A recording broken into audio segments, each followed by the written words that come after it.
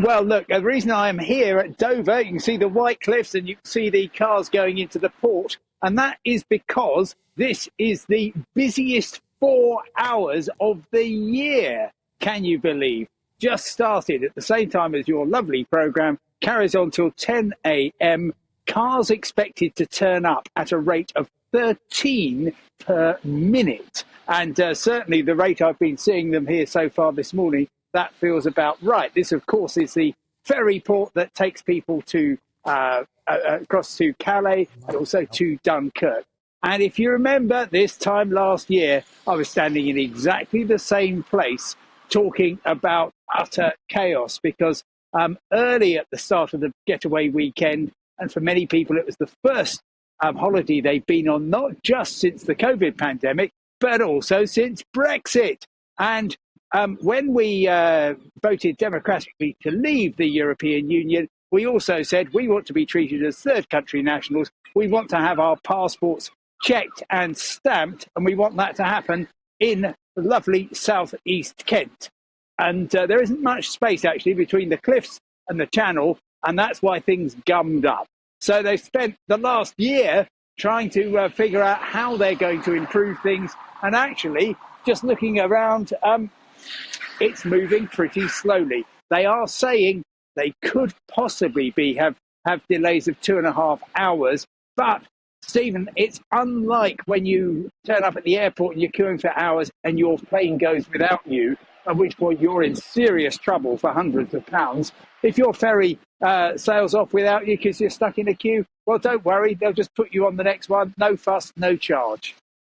Well, that's OK then. Hopefully, fingers crossed for people making their way over to France, perhaps on a ferry today. And what about in the skies, Simon? How's that looking for people jetting off today? Actually, things are relatively calm. We had yesterday, and it was, by the way, yesterday, the busiest day in the skies of Europe since 2019. A lot of records being broken, or at least we're reaching back to before the pandemic. Over 35,000 airline movements. London Gatwick is always going to be the focus of attention because it's the busiest runway in the world. But you'll remember that a couple of weeks ago, we discovered that EasyJet has cancelled 1,700 flights in and out of Gatwick over the next couple of months. And the airline has done that at its biggest base, basically to try to maintain schedules. And that seems to be working relatively well. I'm a lot more concerned, of course, about the railways. And that has been a complete pain. We are now into the, I think, 30th day of strikes by members of the RMT union. They have decided that they're going to be walking out in this very long, very bitter dispute over pay.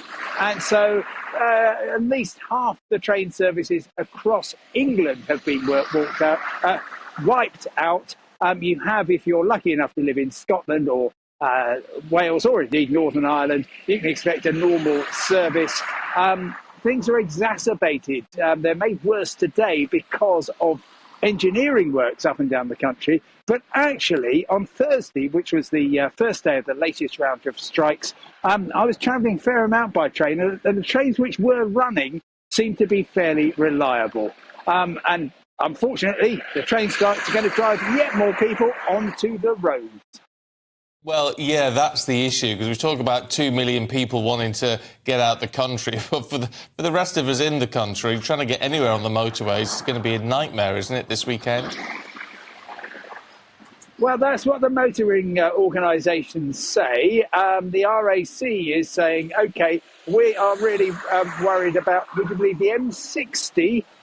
That's the Manchester Orbital motorway between junction 11 and junction 14 going anti-clockwise. That's what they've picked out. But there's also going to be jams, you can be pretty sure, of various stretches of the M25 around London. The M6 going to the lovely lakes, despite the rain. Who wouldn't want to be in Ulverston today?